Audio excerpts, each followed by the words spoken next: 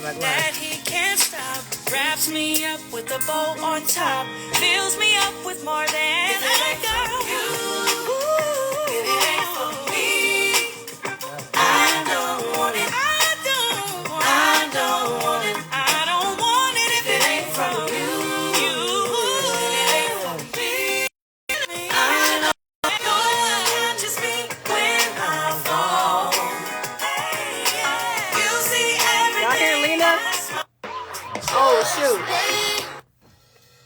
Now, hold on. Now, y'all know what happens every time. Every time I try to play this amazing music that myself or my brother actually created, that tells me that it's some type of copyright infringement and they kick me off. So now I have to come back. I can't play that song like I want to. But what I was playing was Lena Bird Miles. Y'all got to go download it. I played Brand New and I played I Don't Want It. Produced by both by my brother and written by my brother and myself, and I believe Lena wrote in there too. But I have the privilege to have worked with her. She's an amazing artist. She's super sweet, super cool. She has a heart for God, which is amazing. She's singing about what she believes in, and she's super uber talented. And I'm just super grateful to have experienced that. So now, y'all hear my brother now I'm going to interview him. He gets on my nerves sometimes. He asks me how many times I'm going to say super. Super, super, super. Anyway, how y'all doing? So without further ado, I won't hold y'all long. I'm really excited to be back. It's been a minute. What up, everybody? I'm gonna wave at y'all in a minute. Marcus_church boy. Hey, Sierra. I'm gonna shout y'all out and everything and wave at y'all in a minute.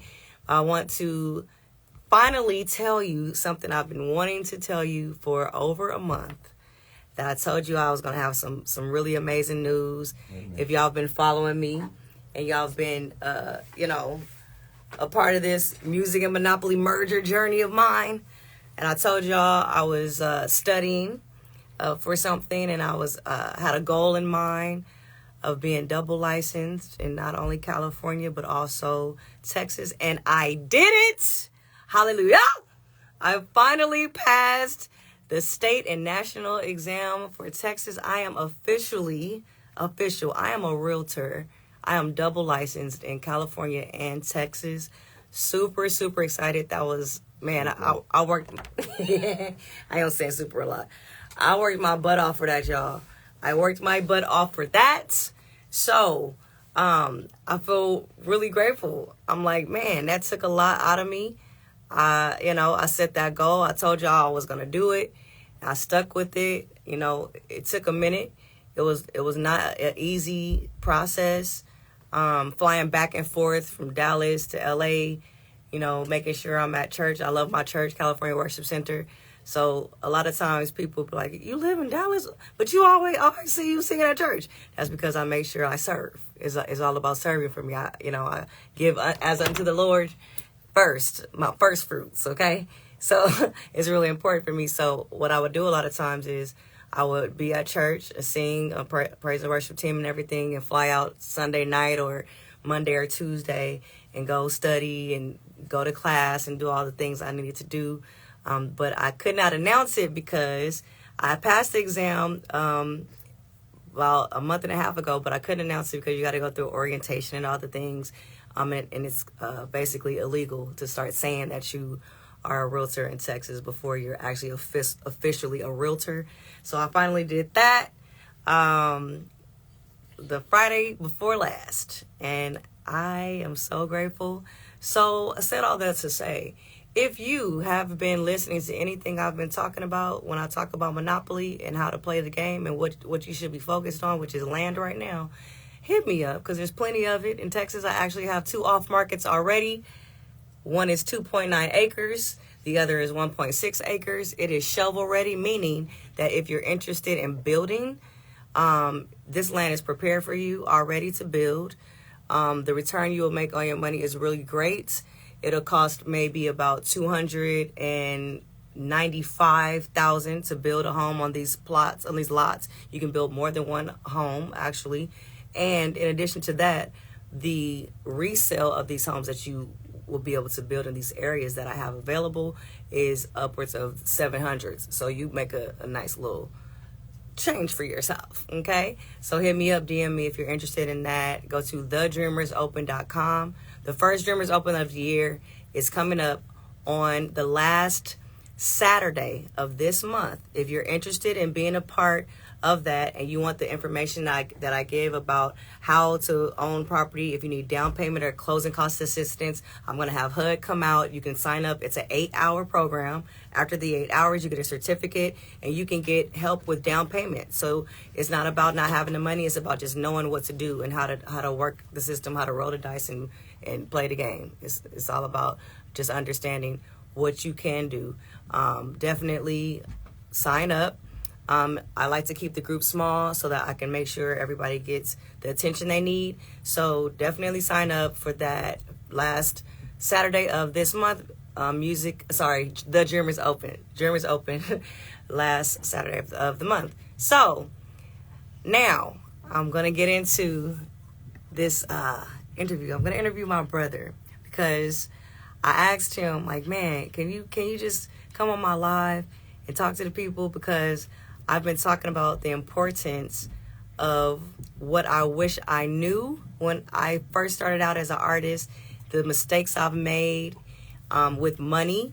You know, a lot of us artists and musicians, we're really talented and we make these big lump sums of money. We so excited about the zeros that we don't really think about the future. We're just excited. And I've done it several times. My brother would always say things to me like, yo, what are you doing with your money? Like, what? Like, you know, he's always been giving me wisdom that I did not listen to. Okay. But I've been listening lately and it's been working for me. So without further ado, I'm going to invite my brother, producer extraordinaire, ingenioso, Mr.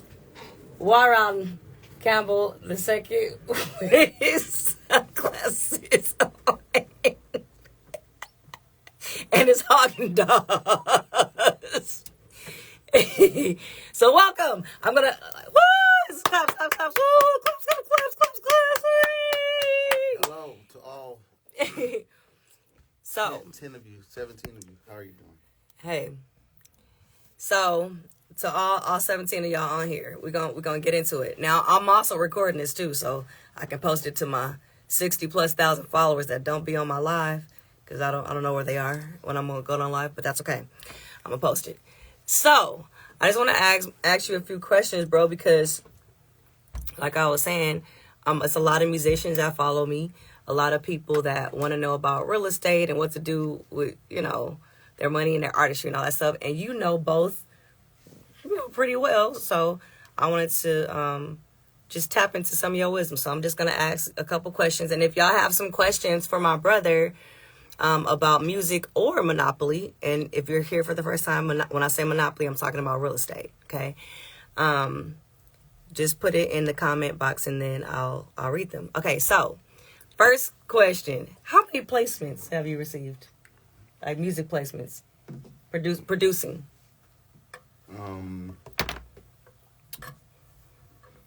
I don't know the exact number, but it's well over 500. That's crazy. I don't know the exact number, but Dang, it's that many? my catalog is 540 something like that. Dang, I didn't even know that. That's wild. Dang, congratulations, bro. Wow. That's pretty amazing. Jesus, I know it's gonna be that number. I think that's super amazing. I talk to people that when they ask me questions about you all the time, and they like, man, like your brother's so dope, man. I want to be your brother. Like, yeah, and I just started thinking about it recently, how your case is actually a rare case. Like a lot of producers are super talented, not taking away from their talent. It's just the road to getting to where you are. Like, I think people look at that sometimes and they're like, yo, I can do that too. But it's such a rare case to be, you know, blessed to have so many opportunities and so many placements. So like, how did you turn music into a business? Like how do you go from being a producer to a businessman? You don't necessarily turn music into a business. Music is already a business. It's the music business. Mm-hmm. Well, you got some guys who like to make music, and they don't care about the business part of it. Mm-hmm. You got some guys that don't make music at all, but they make a lot of money off of music business. So, what I mean by that is, you might have a guy like, he's a really super creative guy. He's a songwriter, singer, performer, something like that. And he only really cares about, performing, singing. But he has a manager. All that manager cares about is the money. Right. And when that performer puts all his trust in that guy, a lot of times, that guy rakes him over the coals or steals from him, or, and the creative person's not even aware of that till 30 years later sometimes. 10 years later, whatever the case may be. So I had knowledge of a lot of stories like that. So I decided I never wanted to be that guy. So what I did was, instead of getting a manager like that at first, I hired Mom. Right. Mom did all my contracts. She negotiated a lot of my fees, her and my lawyer, Jonathan Leonard, at the time. And I just had two people I really trusted because I was interested in business, but I wanted to be creative. So while I can't focus on business because I got to be creative, at least I had somebody who I knew wasn't going to steal from me. Right, which was Mom. Right. Okay. And so once I kind of got my bearings in this business, I started realizing there was the other side to it. Like when I started talking to like Clive Davis and the Big Johns and L.A. Reeds and all these executives, Donnie Ienner, shout out to him, and Tony Pope from the Trackmasters, all these people I met, Puffy, just being around them guys. These guys didn't really do music, or they don't do music. L.A. did music, but at this point he was just an executive. Hanging around those guys, they were just as excited about music as a creative, but they were just really like on the making the deals, making the money. And I would sit back. Probably the worst thing you can do in this business when you're around people like that is try to make your presence felt. Everybody want to be like, I want to be known. No, just shut up. Sit in the corner. Don't say nothing and listen. It's the reason why God gave you 2 ears and 1 mouth. You should listen twice as more as you talk. A lot of people be like, you don't know me. I'm come to my page. My page, all my beats is on my page. We don't care about your page like that. Like, just come. If we allow you to be around us, just sit down and chill. You'll learn a whole lot more being in the cut, being quiet, and just listening than you would actually interacting. Like, I learned so much stuff from DJ Quick. Stuff that later on he would talk to me about certain things, but before that I was just watching him. He let me sit in the room and watch him for like a whole year straight. I just sat there and watched what he did. I learned everything that way, even the business stuff. Dang, that's so dope. Okay, so what can you say is the most important thing to focus on to be successful? Like going from just being a musician, just being creative, and just being in the studio and understanding, like, when I make this check, I'm going to know what to do with it. I'm going to know where to put it. I'm going to know how to, get a return on my money. Like, what kind of advice? I'll tell you this. After you have full command of your instrument, whether your instrument is singing, playing the keys, bass, or your instrument is producing, having full command of that means like there's nothing you cannot do. You've practiced so much, not because you've practiced so much not to get it right. You've practiced so much till you can't get it wrong. That's dope. See what I'm saying? After that, you kind of become indispensable. Like, I was in the studio, I was indispensable. They couldn't, certain things, it was like, we gotta have him. Right. If he ain't here, then it ain't. because I just had that much command of what I was doing. So that's the first thing.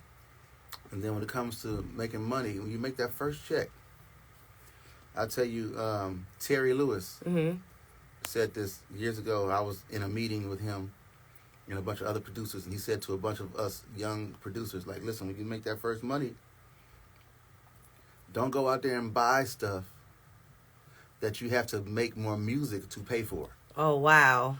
Because he says, music does not like pressure. What you mean? Music does not like pressure. Creativity does not like pressure. When you under pressure because you got to pay for this car you just bought and you're going to try to make another song, it's not going to cooperate with you. Oh, wow. You might be able to make a song, but it ain't going to be special. Mm-hmm. Big John, my publisher, always taught me, do not try to write or create with money on your mind. It's just a bad combination. So the first thing you do is, instead of buying stuff, because all of the other homies is buying Bentleys and whatever it is they buy nowadays. Right. Back in my day, it was Bentleys and Jesus pieces and Rolexes and all kind of. It's still them things. Yeah. Well,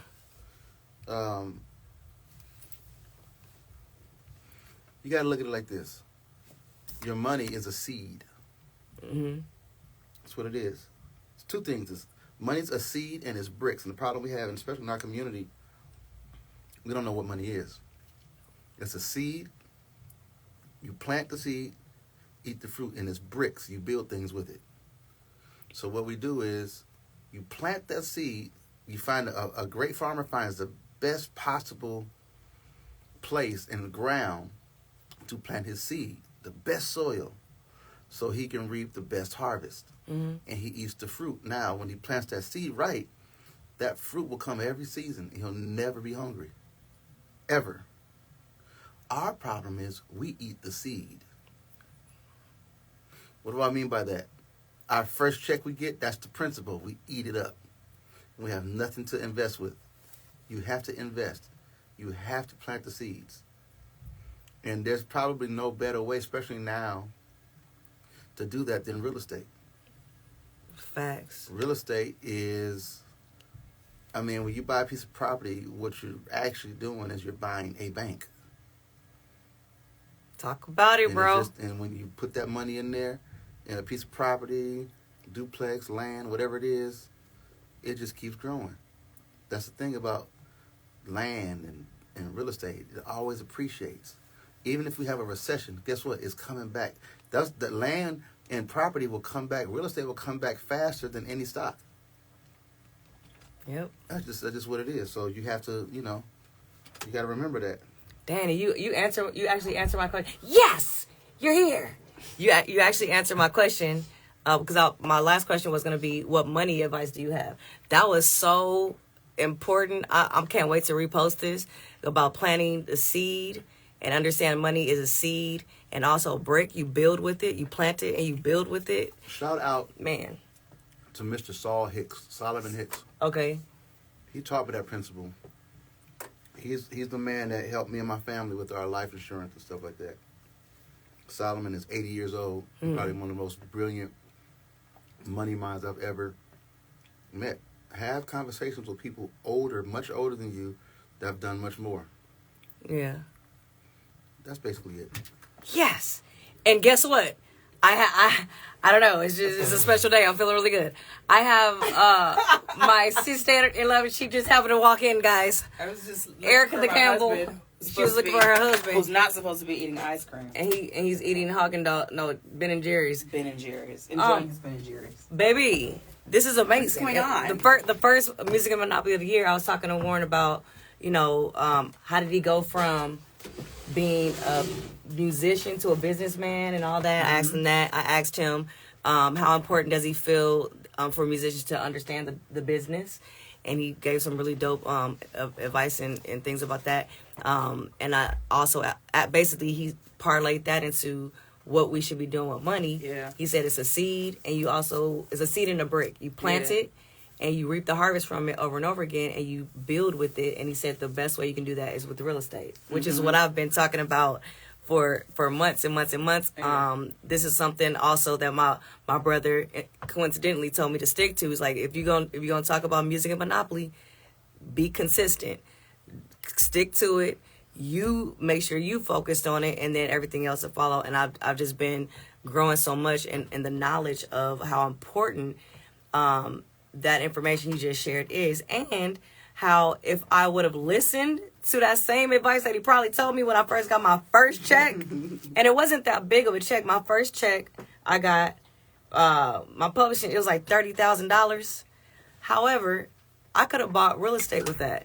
I could still have that. When you don't know how money works, most of us entertainers, we know how to make money, but we don't know how to make our money make money. Right. You know what I mean? Or you make money and you spend it, and then you're scrambling to work more to make more money to pay for the things that you got. And so a part of the purchasing makes you feel better, because a lot of us need to go to therapy about, financial issues growing up poor and what it makes you think of yourself. I'm just realizing through therapy that a lot of my strive and drive is because we were on welfare and moved 15 times. Wow. You know what I mean? It's like, I won't be that. And so instead of being smart about money and realizing I don't have to work myself to death, you work smart. You work smarter, not harder. And trust that what God is going to do, he's going to do. Absolutely. You know what I mean? No matter how hard I work, I'm not going to force God's hand to bless me faster than he would. More than anything, I may make the money, but I'm going to be tired. Relationships are going to suffer. The quality of my work is going to suffer because the goal is wrong. The intention is wrong. You know? Yeah. So what I wanted to ask you was, how have you managed to go from being artist to businesswoman, wife and mother, and now first lady? And you still gotta be a sister to me and all your OG sisters, right? And a daughter and all the things. How do you balance all of that? I think growing up in a big family is a blessing. So you learn how to see a bunch of people doing a bunch of things, and you're all kind of intermingled and intertwined. So I didn't have a lot of alone time, which probably served me well for where I am in my life. And I truly believe that the blessings of the Lord maketh rich and addeth no sorrow. And so if my marriage is a blessing, my kids are a blessing, then I don't have to lose them or not be a good mother to them, because God has also allowed me, this career, all these things, all these doors that he's opening, which I'm super grateful for. But I do have to learn to say no. Great people around me, and like what Warren was saying earlier, people that will give you wisdom. I remember talking to two people in particular, CeCe Winans. And it was about learning to say no, learning to step out on my own and being okay with it, and not feeling, guilty for the blessings. Sometimes you feel a little bit guilty if everybody doesn't have the same thing. Yes. And I know many of you, if you are the one in your circle that is the blessed ones, you pay for everything, you fly everybody, you do all the things. And I remember God saying, are you playing God in their lives? Ooh. And so when I learned that I wasn't indebted to them because of my blessings, I learned to be okay with it, take the time off that I needed, not overworking, because this one got to need and that one got to need and that one got to need. Now, lucky for me, I don't have my family, my sisters, they're not calling asking to pay this and pay that. I don't have that kind of family. I'm so blessed that I don't have that. But even still, learning to balance business and music and work and the time that I need for myself has taken some time to get there. Right. My voice took a beating. I wasn't doing well just because I was trying to do everything. The solo record, the church, Zaya being born, losing a manager, all happened at the same time. And we were filming a reality show. So it was a lot of responsibility. So I would go through something, and then the cameras are there, and I need a moment to process, and I can't because the cameras are there. Right. So they capture it. I'm trying to tell the story, but preserve my emotions, my mind. And it was just... Oh, while you got a mic on. Oh, with a mic on. And I was like, Lord, if you gave me this, if this is you, then I don't want to lose my mind behind a blessing. So I just started taking my time, being really honest with myself, not being afraid to say what I want to say. Because a lot of times, a lot of our issues come from, we just won't speak up. We won't say no. We won't say, no, I don't like that. Or that's not what I prefer. Or that's not what you promised. Like, you have to learn to speak up. And I've learned, especially in this season of my life, 50 has a lot to do with it as well. Just being comfortable with my yes and my no. And I tell people, if you didn't ask me to explain my yes, then don't ask me to explain my no. Period. And it's helped me a lot in business. Man, that's so dope. Man, y'all, you've got like definitely over 5 Grammys. That's first of all the placements outside of Mary, all the touring and all the stuff. I think it's really important for people to understand what they see. Oh, sorry, what y'all may see. It looks so amazing, and so it's something you aspire to be to go after as an artist and a musician. You're like, oh my God, Mary or Warryn Campbell, look at what they've done. But there's so much behind the scenes that goes on that you don't understand if you're only looking at the results. Right. Like how much work they put into it, how many no's. Yeah. How many no's you get. Yeah. It's enough to make you say, I just shouldn't do this anymore. And some of the ways and things that executives would say, like, we don't want that from black artists. Or, Dang. Or what are we supposed to do with you, your gospel? Like, we heard that a bunch of times. Or, because we didn't come out model size, and we weren't even big. Tina was like a 4, I was like a 2 when we first came out, and they still, if the curves didn't fit the sample sizes, they would still be like rude, like, oh, they can't fit the clothes. Wow. So you learn to be tough in this business. Or you get to an event and you're supposed to do something on a show and they cut your time, or you don't get your sound check. Just so many things that could really, you want to fight people. But Absolutely. You go, these are lessons. I'm going to learn the lessons. I'm going to handle it well. You know what I mean? I'm going to pay my dues. God sees my good effort, and that's going to pay off. He's going to reward me. I was never looking for my reward from the people anyway, because I don't serve them. I serve God. And so, it makes you tough, and you just keep going. Yeah, absolutely. And two, y'all have experienced, if you were here the whole life, you've just experienced me speaking to 2 amazing artists that like have been very successful, and it's not everybody's story. We want things and we desire things, but everybody doesn't get the opportunity to be on the level they are. That's 1. 2, the beauty in their process and everything is they've learned the business, and they've also learned what to do with money, which I've been talking about the whole time of Music and Monopoly, how important it's been for me to take the lessons and the wisdom that I've always gotten that I just didn't use. I've been around it the whole time. It's like, yeah, I know I just got that money, but I'll get it back. Instead of, I did it too. Not being a good steward. They will. Oh, they need $3,000. Oh, okay. Oh, you need, okay. Doing God this. bless me with it. I got a heart. I got it. I just recently went through something like that. Like, man, I really actually have this money, but so my brother said, I meant to tell him to repeat that. He taught me, if you cannot do it 12 times, you can't do it. That concept for me, I'm still trying to land with it. So I'm like, but I do have it right now. It's like, yeah, but can you do that 12 times? Then you don't have it. That's just a beautiful principle to live by, especially in this business, a music business, because we get these amazing opportunities and checks with all the zeros, but you might only get that once a year. Right. What you gonna do with the rest of the 365 days? 4 or 5 months down the line, have you planned for that? When you buy the bag and you do the things and you have all the design. I'm so not a designer person. You're not going to see me with high end. Like, I still like Ross. I just do. I'm not. Love a TJ Maxx. I don't have to have. I feel like I look good in what I put on. Not I look better because I put it on me. You know what I mean? Like, I wear the clothes. They don't wear me. So it doesn't matter if I have Gucci underwear and a Fendi bra. Like, I don't need all of that in my life. Some people do. What's the Gucci underwear and like Fendi Gucci underwear, Fendi bra. Some people need all of that in their life, and it makes them feel better, especially if you, depending on where you come from. We in LA, so it's like it's here, but we're not like as obsessed with it. You know what I mean? You can see somebody in a t-shirt and jeans, and it's probably costs $1 bajillion, but they're not going to have designers all over the things. And when you learn, not to look at money like, oh, this makes me feel better about myself. Yeah. And even when you don't have the money, you're like, I'm still amazing. My bank account's just low today. You can't put your value. You can't put all of who you are in how much money you make. Because think about how many rich people that have committed suicide, who are unhappy, who have broken marriages, who don't have any joy. I know some poor people that are the happiest people I ever met in my life. Yep. I mean, like real joy. They light up the room because of what's on the inside. And when you have that, it's better to create music better.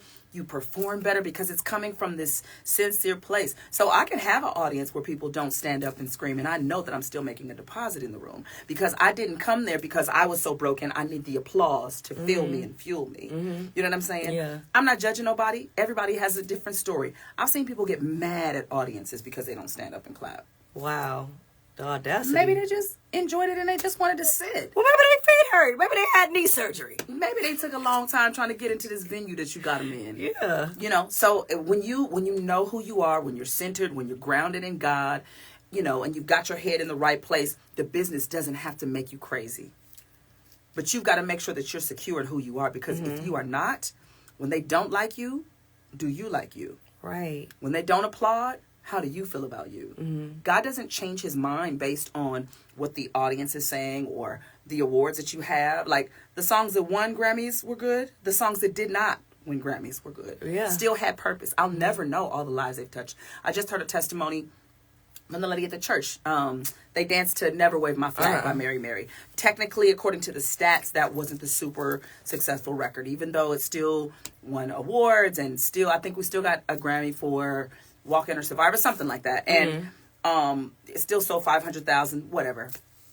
I think it's more now because of streams. But it was the record that I said, nah, that record was, She said that record changed her life. Wow. She said she was depressed and going through, and it was that song that she listened to over and over again to get free. And so I'm like, Lord, help me not to gauge what you want to do with the song by what success and what the stats say. Yeah. God can use a song that you don't know somewhere across the world to change somebody's life. You know what I mean? Like, you have so many songs that all the nieces and nephews still love to this day, still listen to, that they're waiting for it to come out. And it's our circle, but you have planted seeds that are changing lives. And that's what music is supposed to do. Yeah. Yeah. When I hear them sing and I hear them say certain things, even Panties and Bras. Oh, yeah. Yeah. I wrote a song called Panties and Bras, Beaters and Draws. Beaters and Draws. It's a great song. But it's about celibacy. Right. But what I'm saying is, hearing the teenagers sing this and be like, yeah, I could take my time. I don't have to give everything away. You plant seeds and you don't know it. So people find the music. And then we'll have a whole nother Zoom in live about promoting your music. Yeah. Yes, this is amazing. Yeah. Y'all, this is where I've been trying to go with Music and Monopoly the whole time, and I'm just so grateful that I'm able to tap into people I love, my family. Joy has songs we want. We all want them. I want them too. Yeah. Yes. I'm so excited. I'm so happy. I thank y'all for accepting just my journey, you know, and riding it out with me, I would say. From music to me being like, you know what, I want to talk. And this woman right here, might I say, what I did. You had told me, you had said, why you don't be posting about real estate? No. How come you only be telling the people what you love? And this, actually, 2023 was the first time I posted because my sister Erica said, how come you don't post? Thank you for that. She's like, how come you don't post about real estate? I'm like, I don't know, because I felt very insecure about it. She was like, no, talk about it. You love it. Yeah. You're good at it. Talk about it. So the first time I posted, people don't know real estate at all. The first time I posted, guys, I wasn't even at Nest Seekers. Let's recap and talk about the glory of God. So God can get the glory out of this story, honey. I was not at Nest Seekers. I went to my first Brokers Open and went to this beautiful home that I've never even been to homes in that range before. It was a multi-million-dollar home. It was like a 20-something million-dollar home. Like, I'm just going to go and just see what it's like. End up meeting one of my colleagues, Stefano. We compliment each other's outfits. He's like, you know what? You should come work with us. We're Nest Seekers, blah, blah, blah. Not understanding how big of a company Nest Seekers is. Nest Seekers is selling the Hamptons, the $1 million beach house. The shows, this is the same company. I end up joining the company, getting on the most sought-after team within the company, which is the CEO's company, the Elliott team. It took me getting a listing of 5 million plus to get on that team, did that. Then I was able to get wisdom from that person, which is the CEO, Sean Elliott, made some amazing moves, helped clients buy in several different states, learned more, and then got my license in Texas. now I'm double licensed, not just in California, but Period. Texas. And now I'm doing land acquisitions, which is something I've been praying for the whole time. And I'll get into that when I can later. But yes, I just recently accomplished those things. And it's all because of the encouragement of my loved ones, my sister sitting right here like, yo, do both. And that's why I started doing music and Monopoly, because I'm like, well, you know, if I talk about both and people understand my passion is equal for both. I love music. Grateful to God for the gift of sound and songwriting, and I can sing and all those things. And God gave me something like this connection with real estate. Love the game of Monopoly, and I just correlated that with real estate, because that's what it is. You're just playing Monopoly. If you go get a Monopoly board right now and you get money first and you have that money in your hand and you could decide to take your time and buy things, or you can buy things right away, or you can keep the money, hold the money. It teaches you about real estate though. So I just combined both, and now I'm able to just continue to share that with y'all and grow. And I didn't tell you I have 2 off-market listings of land in Dallas already. Nice. One is in a golf community, and I'm very excited about it. So yeah, all that to say, I'm grateful for you. Thank you for talking to me and my lovers. And if y'all have questions, just DM me, because we about to go eat some gumbo. We're about to eat some gumbo. So Happy New Year. We chatted, and Happy New Year. Yay! It's been an amazing year already. I feel so blessed. Go back and watch Cali Worship. The message my bro preached was amazing. Definitely amazing. Walk through the door. God is the door. Yes. Period. That was the title. The scripture came from Revelations. Like, I know all the things about you. 3 and 8. And I created a door specifically for you. It's a door that God opens that no man can shut, that's specifically created for you. We went into the year with this amazing mindset, prepared for what God has for us. We're walking in it. We know that we are created to worship God and to glorify God with our, not just our talents, but our giving. And things, forums like this. This is what this is for. And so I'm so grateful for y'all. Thank y'all for joining me. Sign up for the Dreamers Open. The last Saturday of this month will be the first Dreamers Open. I'm going to have HUD come out. If you need down payment or closing cost assistance, it's an 8-hour course. Once you're done with that 8 hours, you get a certificate and you get down payment assistance and closing costs to help you buy a home. It's free.